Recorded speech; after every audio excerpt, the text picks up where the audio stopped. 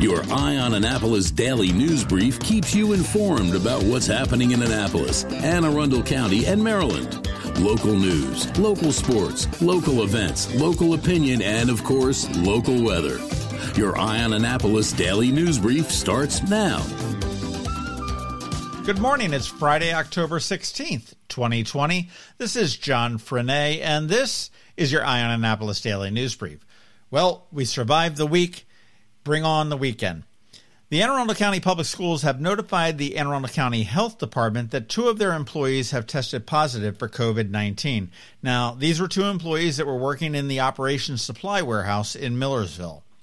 The school district became aware of the first case on Wednesday. The second case was yesterday. And the county health department right now is working through their contact tracing unit to figure out what to do next. Extensive cleaning is underway at the warehouse, but the warehouse does still remain open. Not really COVID related, but sort of. Remember when all the VEIP stations were COVID testing sites? Well, that's all ending. On Monday, October 19th, the MBA has announced that the VEIP stations will become, well, VEIP stations once again. If you had a testing date between March and October, you should have received new dates in the mail. I just got an email the other day saying that I am due, so I will be heading over there. They do have the 24-hour self-serve kiosks, which you can get a discount on. You can have that done for $10 as opposed to $14. That's only for vehicles 2005 and newer. They will be modifying the test procedures when you do pull in there. Pretty much you're going to be doing a lot of the test, and you're going to have the technician telling you what to do. And he or she will communicate with you socially distanced, either with flashcards or verbally. If you are still looking for a COVID-19 test, don't go to the VEIP station on Monday. Before you do that, you want to go to coronavirus.maryland.gov, and you can find out where a testing site is near you.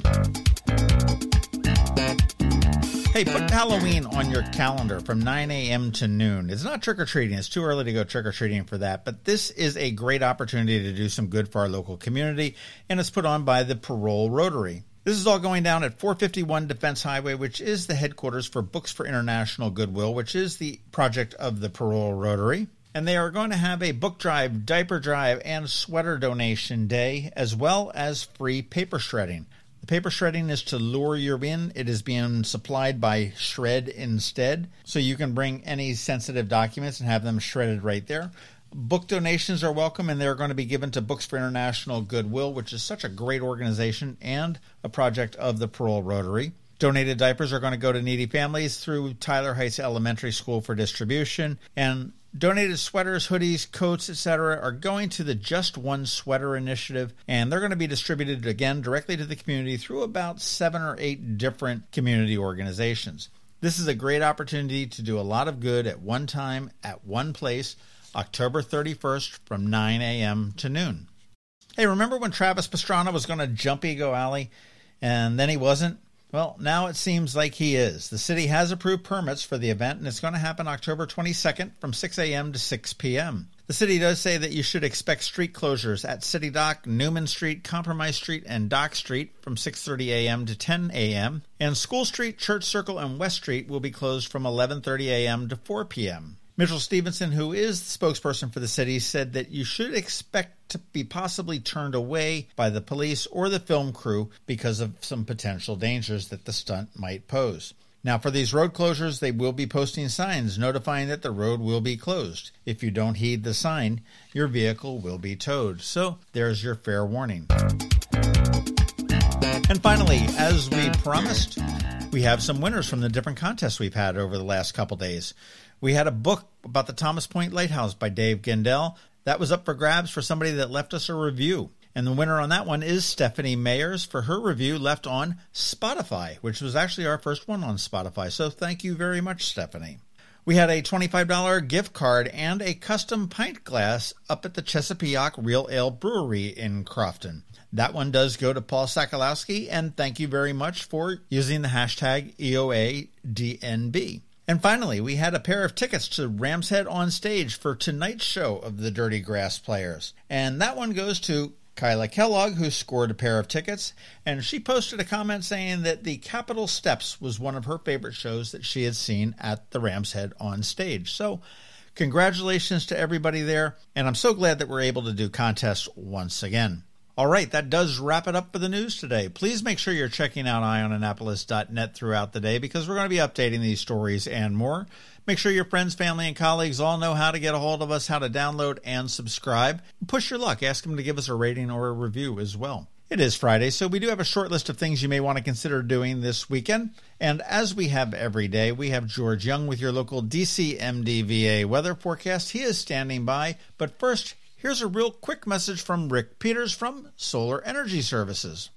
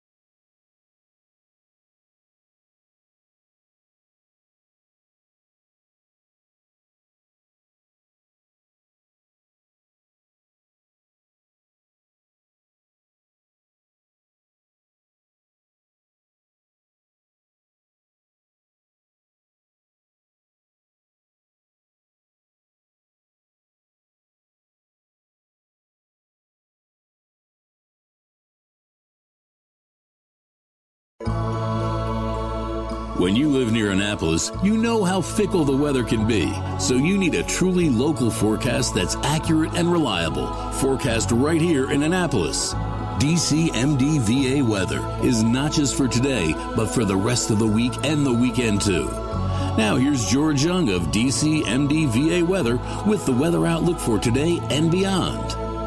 Hey everyone, this is George with DC Mdva Weather, and this is your Eye on Annapolis forecast for Friday, October 16th. Yesterday was about as good as it gets weather-wise for mid-October, or really any other time of year, with max sunshine and temps in the 70s. But today will be a bit of a different story with cooler temps around 60 and clouds and rain across the Annapolis region as a cold front moves through from the west. Behind that cold front will be tons of sunshine for the weekend and next week, but cooler temps this weekend will make it feel very fall-like with highs near 60 on Saturday and in the low to mid-60s on Sunday, with AM lows each morning in the upper 30s to mid-40s throughout all of Anne Arundel County. As for next week, the expectation is for plenty of sunshine and upper 60s to mid-70s for much of the week for highs as we get inside the 2-week mark to the end of daylight saving time for 2020. Okay, that's it for today. This is George Young of DC Mdva Weather. Make it a great weekend out there. Stay healthy and be safe. And be sure to get our free app on all of your devices by searching DC Mdva Weather in the Apple or Google App Stores. And also follow us on Facebook and Twitter. And use our website each day at dcmdvaweather.com so you can always stay weather informed.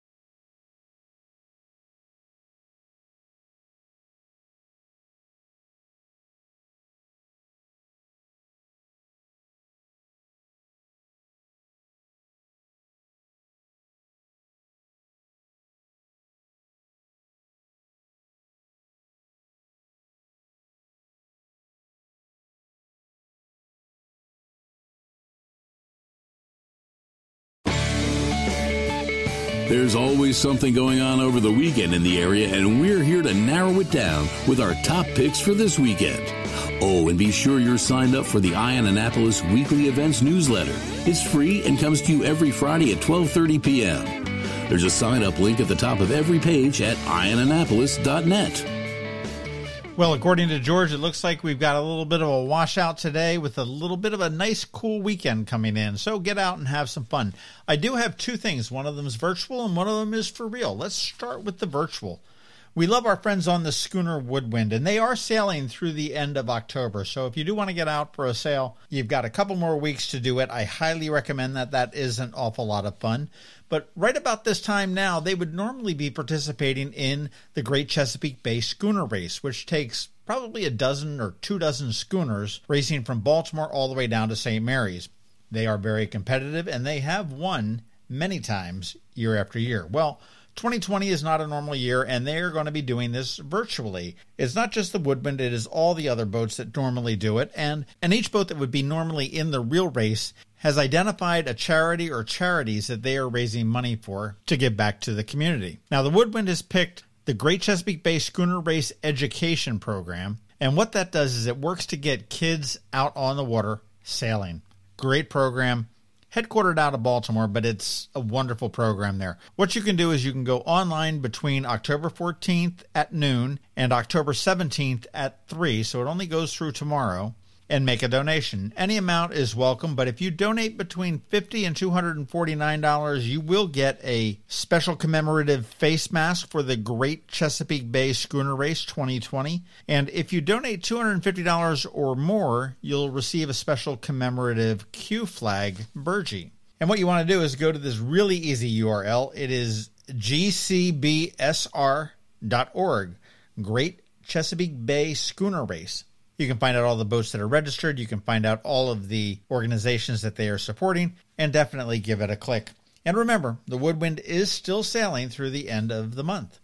Speaking of sailing, now you can't go out on this one, but this would be a really neat boat to check out. The historic Lynx is parked at City Dock until November 1st. The Lynx that's here is actually a replica of the original privateer ship, the Lynx. It is a clipper ship, and the original one was built in 1812 in Fells Point. The replica is here again until November 1st. As I said, the ship does offer tours that will teach anybody that comes aboard about privateer ships and what they did during the post-colonial period in American history. Here's the good thing. Tours are free and open to the public. I don't know the specific hours, but you certainly can't miss the boat when you go down to Annapolis City Dock.